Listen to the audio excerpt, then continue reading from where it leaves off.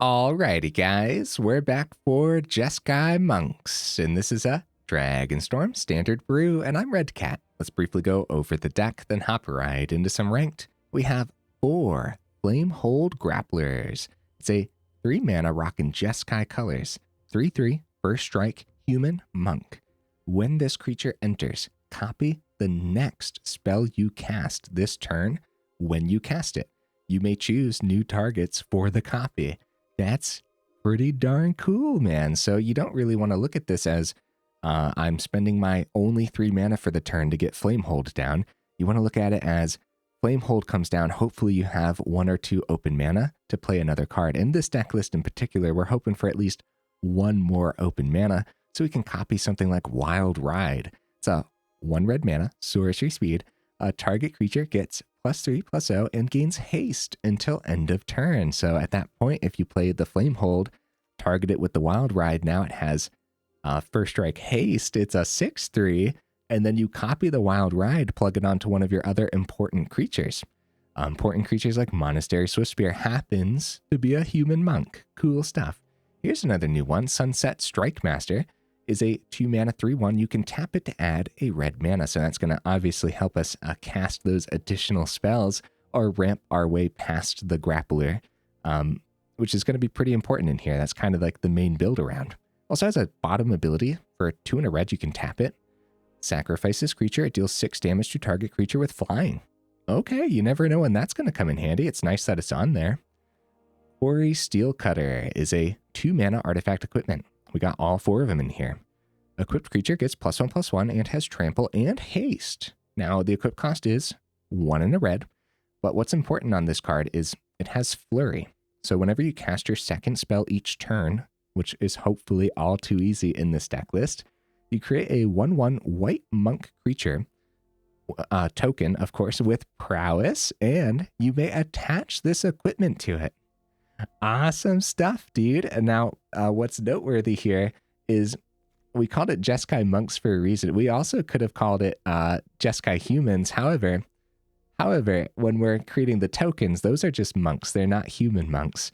I just wanted to bring that up real quick because when we do play the Patchwork Banner, you don't want to call human. You want to make sure you actually call monk. So that way it also boosts the Cori-Steel Cutter tokens, as well as the Jaya tokens too. Jaya here on the top end just as a one-of. Not going to take the time to go over it right now. I will take the time to go over Patchwork Banner though. It made the cut as a 4 if it's a 3-mana artifact. When it enters, you choose a creature type. Choose monk. Creatures you control of the chosen type get +1/+1. Awesome. And then you can tap this for 1 mana of any color. And yeah, same concept here as the Strikemaster. We're not ramping into these big old chunky things. We're ramping into multiple spells on any given turn, and I think that's just going to be very important. For example, it's all too easy to play Patchwork Banner. That's 1 spell, and then tap the Patchwork Banner, Burst Lightning the opponent's face or something. That's your second spell.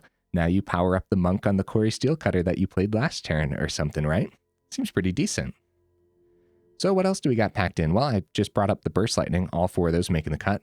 All 4 Monstrous Rage. Oh dear, that'll do the thing. We got a Channeled Dragonfire too. It has this Harmonize ability for 5 and double red that could potentially come in handy. Outside of that, sorcery speed definitely slows this down a bit, but 2 damage to any target is still pretty good. Oh guys, when I talked about the Wild Ride, this also has Harmonize for 4 and a red, which I do actually think could come in handy in a deck list like this that really wants to be casting spells every single turn. Got a couple Enter the Enigma here. Target creature can't be blocked this turn, and then draw a card. The draw a card is pretty important because it replaces itself. Feather of Flight, similar concept. Helping us fly in the additional boost, but also when this aura enters, draw a card. Nice. Okay, the mana base, guys, has a lot of Verge. We have all 4 Riverpyre Verge and all 4 Sunbillow Verge, as well as 4 Fabled Passage to grab those basics out of the deck list. Hopefully I landed on something. We're heavily leaning towards mountains because that's what the deck list is leaning towards. Yeah, just going Jeskai is super greedy, so I'm hoping I landed on something good with the mana base. Honorable mentions, guys, a whole bunch of them. Unending Whisper was a card I thought about for this build. I really do think the Harmonize will come in handy in a deck list like this.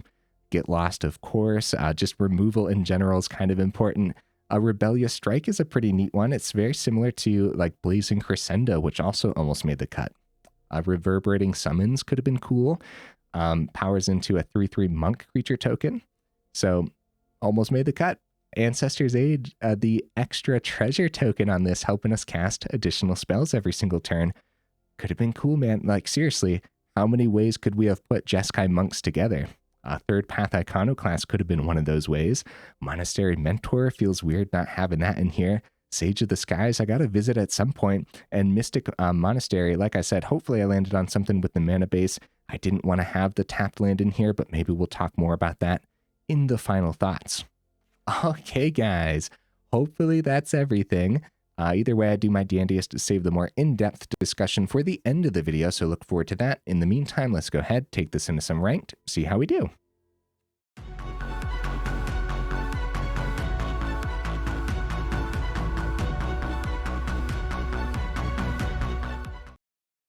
All right, looks like we're getting right into that first game.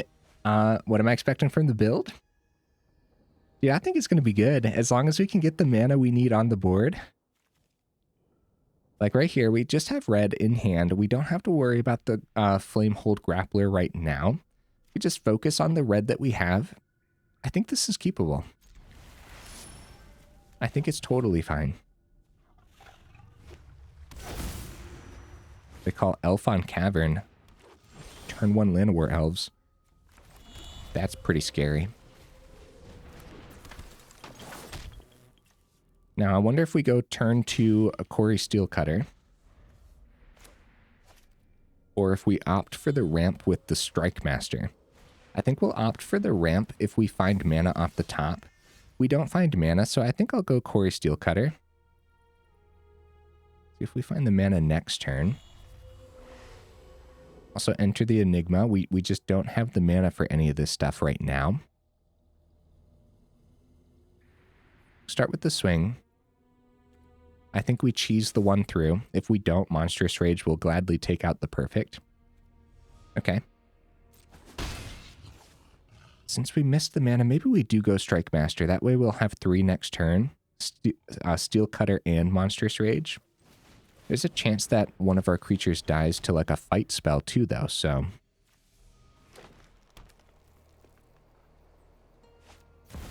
Okay, Tyvar the Pummeler, and they still have Llanowar Elves open. It's like they're going to be passing it back. They do have the perfect ability open with the Llanowar Elves as well. So we find a Swiftspear, which is not terrible, but I'd much rather just have the Monstrous Rage open too. And we might want to...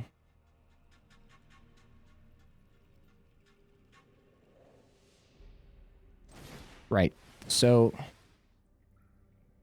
Prowess gets a little boost. I guess we do Monstrous Rage before combat so we can power up the Steel Cutter. No, that doesn't make that much sense, does it? Does it? I guess if we don't plan on swinging with the Steel Cutter, just a 2/2. They have a 4/4 with Tyvar. I guess it doesn't matter. We swing with the Swiftspear and see what they do. We maximize the damage coming through and we get an extra token for the turn that we didn't plan on swinging with anyways. Oh, okay. Yeah. That works too. Taking out the Tyvar is excellent here. Definitely attach that. Yeah, that's really good for us, man. Okay, they do generate the token. Off the perfect ability. Oh, wait a minute. Wait a minute, what was that? Tap another untapped creature you control. Tyvar gains indestructible until end of turn, then tap it. Huh. I swear I've read that card before, guys. I swear. Sunslayer, dude. That's a board state and a half, huh? We really have to figure this out, and we really need to find mana that can at least power up the Verge to be blue sources. They go for the swing. We definitely go no blocks because we got to find a way through. Hey, there we go. So we do power up the blue sources. That is essential, dude. Absolutely essential here. We actually have 4 mana for the Jaya, if that's what we want to do as well. Now, guys, remember, I could have mulliganed to try to find better mana, but it did seem like this was completely possible. So I'm going to start with the Swiftspear. The opponent going super wide here is rough, but... And the Sunslayer is a really good blocker too, so...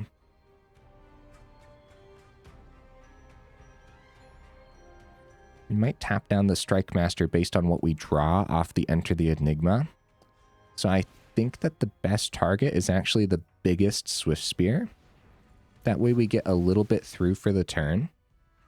Generate the extra token, and we will totally attach the cutter. Uh-oh, it's a Flamehold Grappler, which we can't even cast, guys. So, at that point, can get 3 through, but elves are really going to pop off next turn, right? Tyvar still has that ability to get indestructible for the turn. They still have the perfect open to generate another token, too. I apologize, opponent. I'm thinking, buddy. We can tap 2 mana to equip the Steel Cutter actually over to the Swiftspear that's getting through for an additional damage. Just an additional 1 damage, unfortunately. Like, the wide swing would be nice, but I think this is actually the best we can do, and then we potentially have some chumps for next turn. Yeah, a nice wide swing would be epic, but we happen to be up against elves, so I'll tell you what, for missing the mana, pretty neat. Oh, all the Patchwork Banners in here too help us mana fix. So those would be pretty decent as well. And then calling Monk on a wide board state like this. Okay, Elvish Archdruid luckily doesn't have haste, but that is a lot. That is a lot, dude. I'm just going to take the 6 because I think we're going to die next turn if we can't find a way through. And based on our hand being all top-end cards, and 2 of them that we can't play, I don't know, we need to find a miracle here. It's a mountain. Even if it was a plains or something, there wouldn't have been too much we could have done with the grappler. So Jaya's -2 ability and a full swing does take care of the Sunslayer.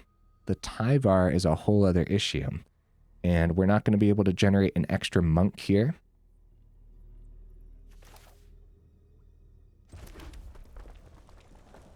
It's like I said, we're probably going to die next turn. We do have enough chump blockers, but sometimes you can't rely on chump blockers. Also, bottom ability on Tyvar. Creatures you control get +X/+X until end of turn, where X is the greatest power among creatures you control. It doesn't give him trample. It doesn't give him trample. Let's just go for it, man. Let's do it. Let's do the fun swing. We'll let elves win on the backswing. Let's just do the fun thing. Also, taking out the Elvish Archdruid would be pretty good too, because then we'd only have to swing with 3 creatures, which would be, it doesn't really matter what 3 creatures, but I guess the weakest creatures, right? At that point, if they lose the Archdruid and we keep 2 of the blockers back, they wouldn't have the bottom tap to power up the Tyvar ability, right? Huh? Yeah. Okay, I mean, we kind of showcased the thing here. They go ahead, tap the perfect for an extra token as well. Yeah, they have really good blocks because we don't have any open mana. And doing something like keeping the Strikemaster back would be what we would have done for the turn if we had something like another Monstrous Rage. Yep, really good blocks. And then we'll let them have the fun swing as well. Got him down to 9. Which is not terrible by any means. Good game. But I hope they power up with the Tyvar first. and then get a fun swing, right? I hope they don't just swing. Come on, Tyvar boost. Oh, Genesis Wave. Okay, okay. Hold on. Let's see. Let's see what they pull off here. X is 7. Yeah, there you go. Now, how much mana do they have? Oh, dude. Hey. Reclamation Mage making the cut in their elf deck list. Oh, that's totally worth it right now, right? Dude, there's so many artifacts and enchantments. I bet this Reclamation Mage, I bet some games this is an absolute MVP for them. Scavenging Ooze? That's not an elf. Is it? That's pretty fun. The opponent spending all their mana. Did I drop them the GGs? It's okay. You can attack opponent. It's totally fine. I got no tricks up my sleeve. There you go. Okay, okay. They even kept some back too. I don't know why, but I know one thing. I would have taken an awesome full swing, but that Genesis Wave was pretty fun. All right, let's get into the next one. Let's see if the mana can do the thing. I know that there is much more that we can showcase with this deck list. And honestly, I spent quite a bit of time piecing the mana base together. So I kind of have high hopes for it. But even 2-color mana bases give me trouble sometimes. So we'll see, we'll see. There we go. There we go. All 3 colors we need in hand. Fabled Passage, of course, grabbing a Plains, but we keep it. Cori-Steel Cutter was pretty good in that last one, huh?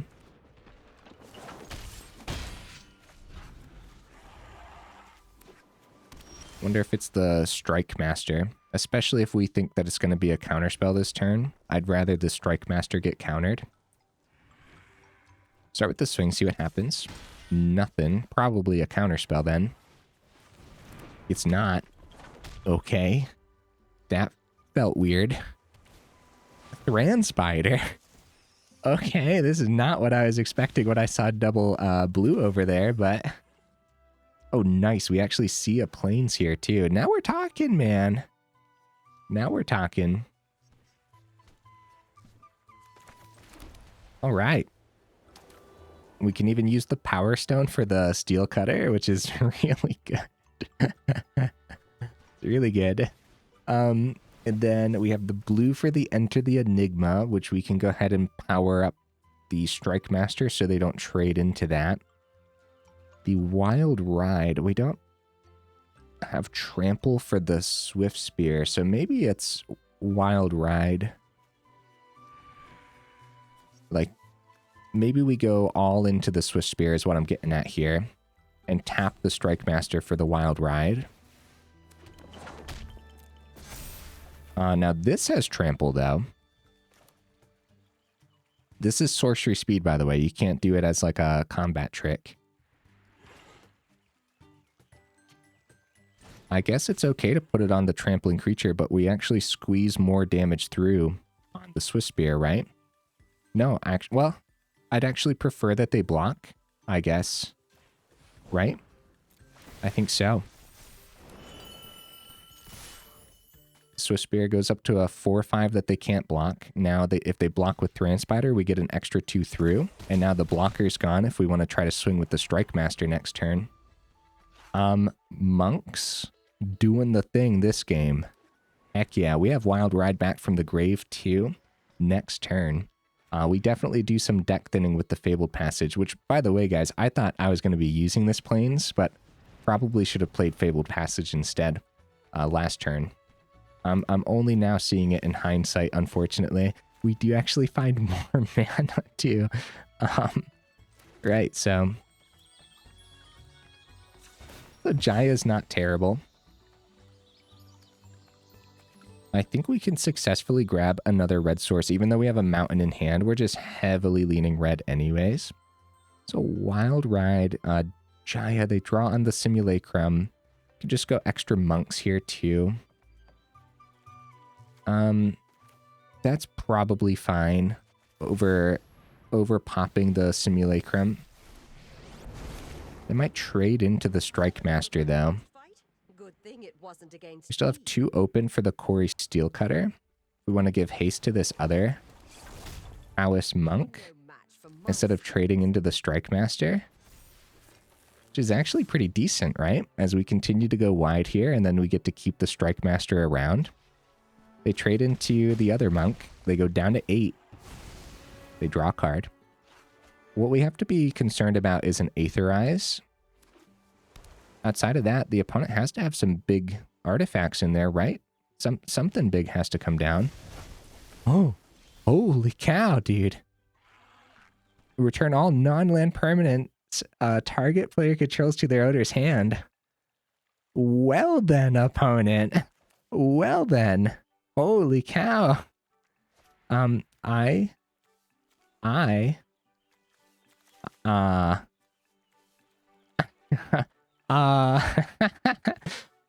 cow, dude. Right, well, luckily we have a lot of haste, so that's good news.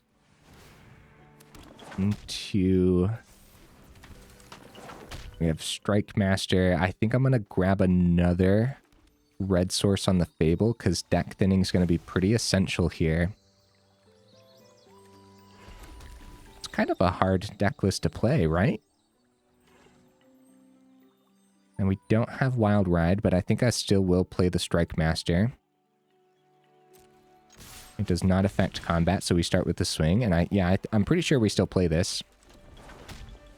Just being blue sources, we don't have to worry about like a Sunfall. And if they just go River's Rebuke again, we just keep playing our hasty things back as we continuously get more and more mana.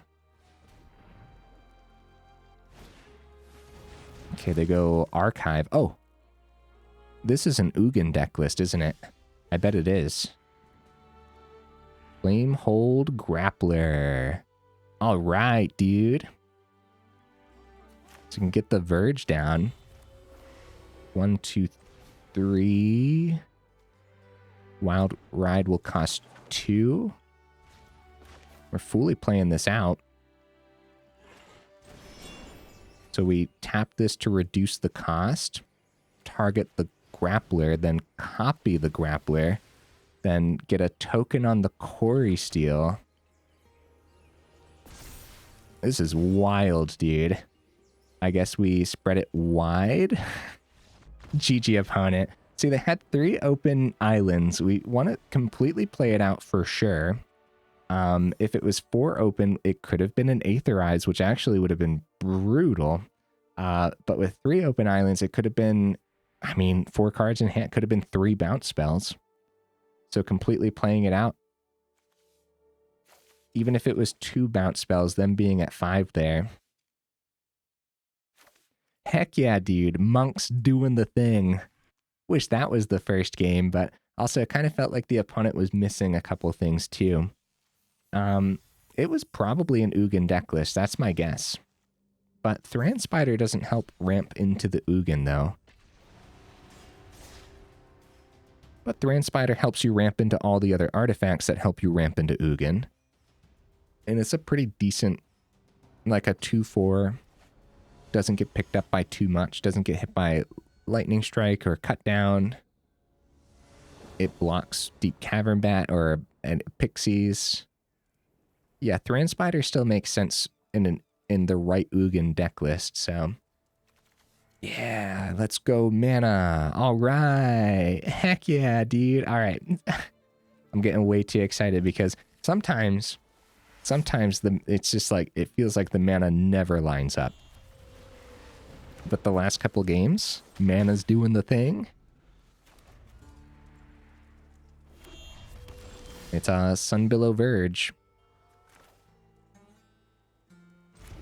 Okay, we want to swing before...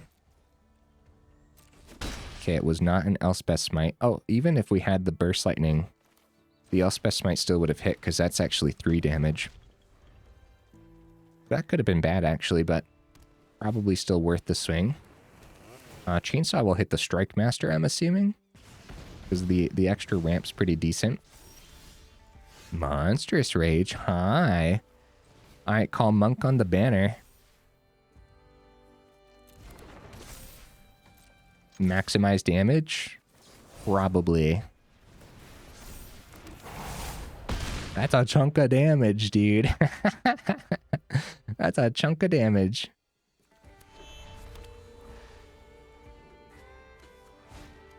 Ossification. Oh no. Ooh, another Swiftspear. We can dump our hand onto the board. Do we? Strikemaster doesn't have haste. I guess we start with the swing. Maximize damage? We don't, I mean, kicking the Burst Lightning also could be good. I hope that's okay. 5th mana. Chainsaw picks up the Strikemaster because it has 4 power. Still got 2 open. Uh-oh, mana off the top isn't great. Alright, we go for the swing. Play the mana anyways, right? Because we could find some way to utilize this extra mana. Okay, they could go Jeskai, and then, but that's only... Okay, at the beginning of their upkeep, they get a lifelink goblin. For the, well, it's a lifelink till the end of their turn or whatever. Okay, swing for 4. I'm a little concerned about the board wipe, but it's not like Strikemaster has haste anyways, so...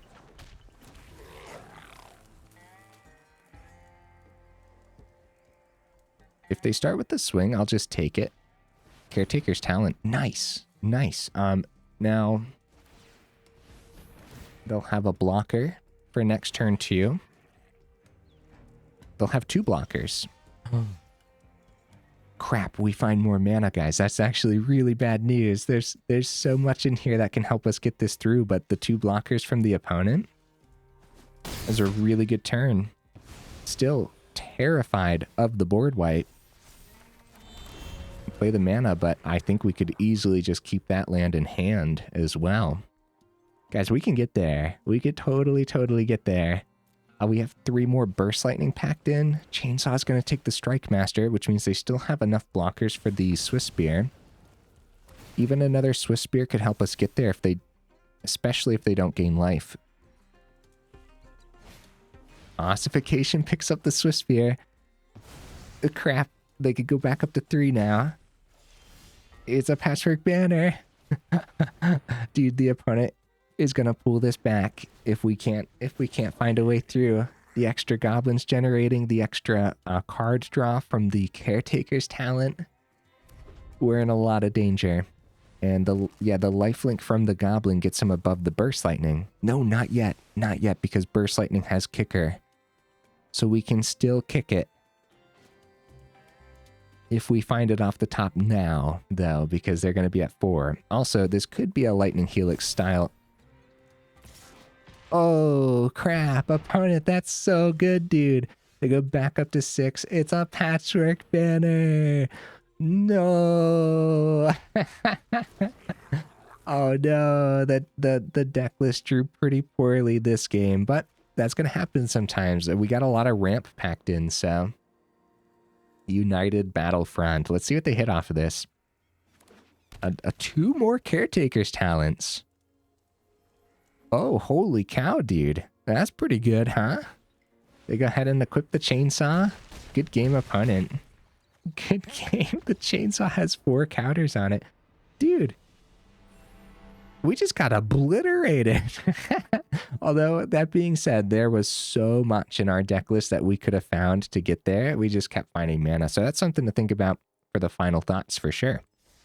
Like maybe we want to talk about going up some burn and dropping some mana, or going up like, I mean, man, like a Blazing Crescendo there. Like that was in the honorable mentions, of course, but a Blazing Crescendo in that game would have been excellent. Help us find more off the top, or anything like that, really. Opponent goes first.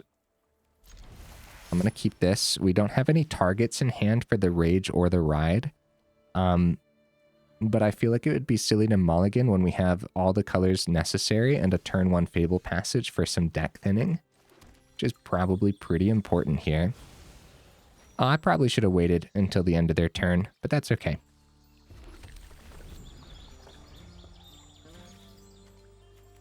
We should be fine. Archive, they send a Rediscover the Way. I'll read that in a second here.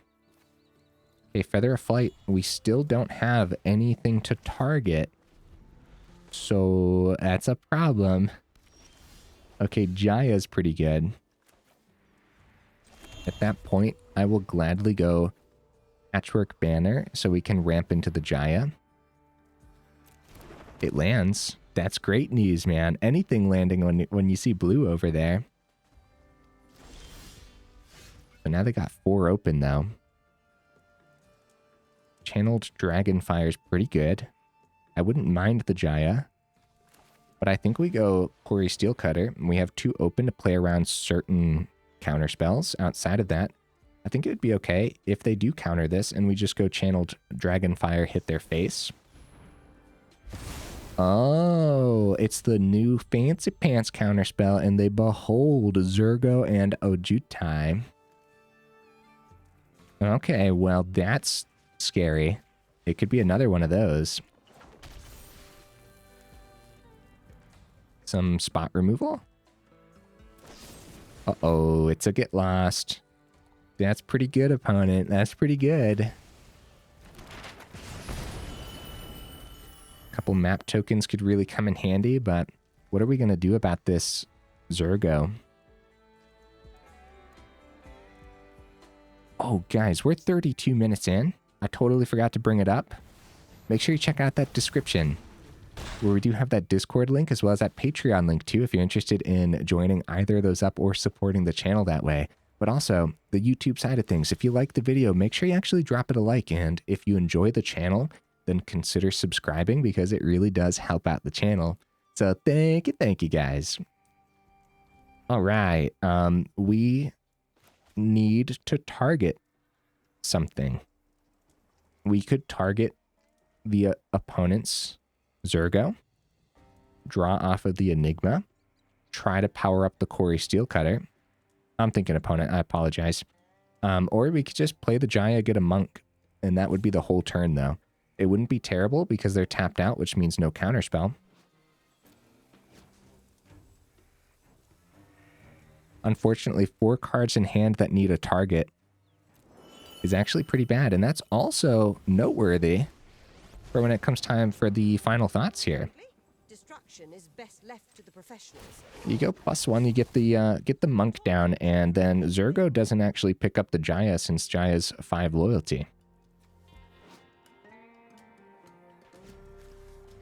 We're probably in some serious danger here, though. Look at this, though. 2 very different versions of Jeskai, which is kind of neat. They do swing at the Jaya. With 5 mana open, 5 cards in hand. I don't know if it's looking great. But we could have a really explosive turn. They're going to go Torch the Tower on the Jaya. That's great news, because now maybe we'll actually be able to target our 2/2. For real, that is really great news. We're going to start with the cheapest thing in hand and draw.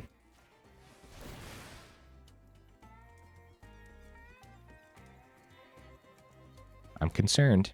I'm concerned, guys. Looks like they might let it land, which means we'll have another target. Okay, more mana.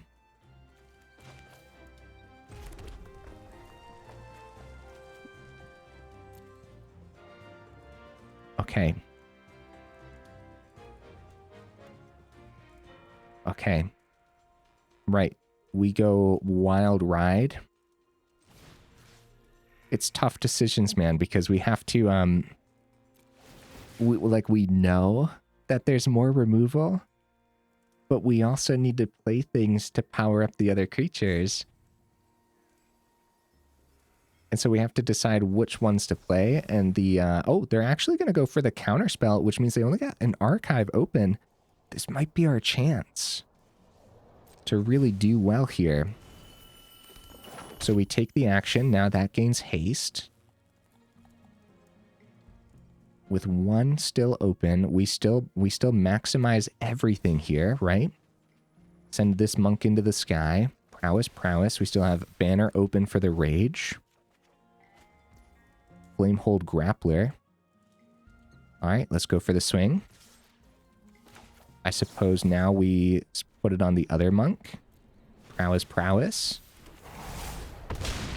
Ooh, buddy, that's a chunk of damage. That was a good turn, dude. It was a really good turn. This deck list is a little hard to operate, but also the opponents are really giving us tough puzzles to think through too, though, so can't completely blame the deck list for being difficult. It also might just be me too, that's possible. A little bit more practice with the deck list, maybe. I could have found faster paths or something. We don't want to forget Wild Ride and Channeled Dragonfire in the grave. Channeled Dragonfire is pretty expensive. Oh, Day of Judgment, dude. Rough. They have 2 mana open. We have the kicker on the Burst Lightning, but is it gonna be a counterspell? At that point, I'd rather try copying the Burst Lightning after establishing a Flamehold Grappler. Let's do it. You know how awesome this would be if we could end this game with the Flamehold Grappler's copy? We're about to power up the Cori-Steel Cutter here too, but we only got 2 mana after the fact. That's still pretty good though, right? See what we can get done. Take that action. Don't forget Wild Ride would cost... They go Lightning Helix, they gain 6. Oh. That's really good for the opponent. Now if we go Wild Ride, we have to tap the Grappler down. We don't have a target. What we do have for the turn is a map token. Dude, the opponent's still in this. We can give haste to the Strikemaster with the Cori-Steel Cutter, but also just having an extra creature, just any creature on top, is probably worthwhile because a lot of our cards care about targets and we might not have any targets based on the opponent's control deck list. Day of Judgment should take out 1 creature. Oh no, guys. Okay. Well, we're going to try it again. We're going to go Strikemaster. See if it lands. Oh dear, guys. Oh dear. I guess we pay, but we'll only have 1 mana open. So yeah, but we definitely pay. We want anything on the board. Now again, we have the Wild Ride, but we'd have to tap our only creature.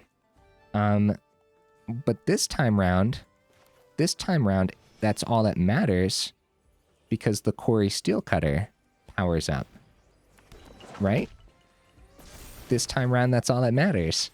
Awesome. Yeah, last time that isn't how that worked out. Because we powered up the Steel Cutter with something else, but right? Yeah. Dude. This is freaking sick, man. That first elf game, I wish I would have mulliganed, but also I do think that we're not favored against elves, because we're kind of doing the wide thing as well. Well, first of all, we're ending on a high note, all right? That was an incredible last game that just, I mean, the deck list, I mean, sometimes you just can't ask for a better showcase of a deck list, right? So that's it. We're done. Hey, Crater Hoof Behemoth. All right. That's a good one. That's a really good one. I'm very happy about that because I was going to craft the second one. Now I don't have to. All right. Jeskai Monks. Dude, even Jaya came into play today. I love it when our one of top ends come into play. It's one of those things where where the mice kind of ruined the concept of aggro deck list having a little bit of a top end sometimes, you know what I mean? That's what it feels like, at least. So I really liked that the Jaya came into play. The mana base felt fine. Yeah, Fable's going to slow you down sometimes, but we got 22 mana. It's going to still come in as the 4th land and be terrific. And also deck thinning in this deck list is actually really good too. And you actually want a lot of mana anyways. So yeah, I mean, the 22 made a lot of sense. Here's what we'll do is we'll split up the mana base and we'll talk about it more in a second. Let's not forget that Patchwork Banner, also tapping for 1 mana of any color, is mana fixing, which is essential for this deck list. The Strikemaster actually seemed pretty decent, does not mana fix, taps for red, but that is fine because that's what the deck list likes doing anyways. This is one of those deck lists too, where if somebody sat down to watch the video and they only watched the first game, they wouldn't even begin to scratch the surface. You know what I mean? Like, this is one you got to see all the games to really like, wow, I get it now. I see the synergies. I see what's going on. The Cori-Steel Cutter. Dude. Yeah, I liked this a lot, man. Outside of monks, this might have a place somewhere. I'm definitely going to try this somewhere else in another aggro build, maybe even a tempo build. I don't know what it's going to look like yet, but it's going somewhere for sure. Also, it's an equipment, so maybe in an equipment build, that could be neat too, because +1/+1 trample haste is good. that's a good boost to stats. But the fact that it's coming in with those extra prowess monks is just no joke. We really got to see Harmonize do the thing today and do it well. That was awesome. These cards that enter and replace themselves was really cool too. What we also saw was the unfortunate thing that happens sometimes where the opponents don't let you have any creatures. And so your hand just gets filled with all these cards that are forced to target. That doesn't mean we want to get rid of them, right? If anything, maybe, yeah, I don't think so. It's just going to happen sometimes. You need targets on the board. Sometimes the opponents won't let you target anything. It's just one of those things. We could try to plan around it depending on what you're seeing in the meta, but I mean, there's not that many cards that target, right? I guess so. I guess there are a lot. And you could maybe just go up more burn or something instead. Like dropping a couple wild rides for a couple lightning strikes is not going to harm anything, or even just a couple more Channeled Dragonfire or an extra Channeled Dragonfire. At least you're able to target the opponent's face and still get the extra monks off the Cori-Steel Cutters that you've established on the board already or something, right? So all that's pretty important.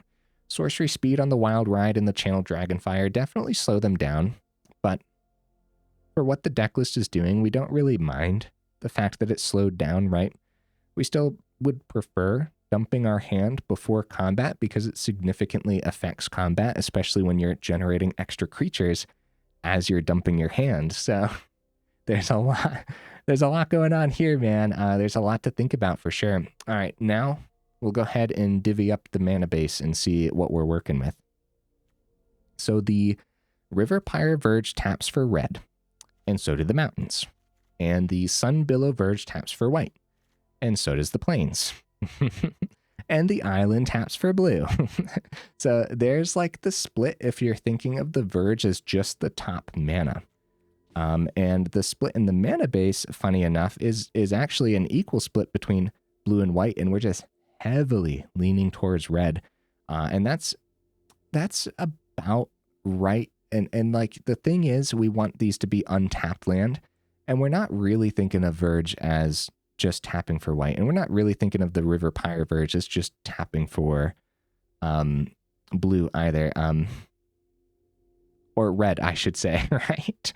Because we have 10 total basics with the mountains, the plains, and the islands all added together, plus the Fable is grabbing the basics out of the deck list too. So 14 over half of the land are going to be basics that will power up these Verge.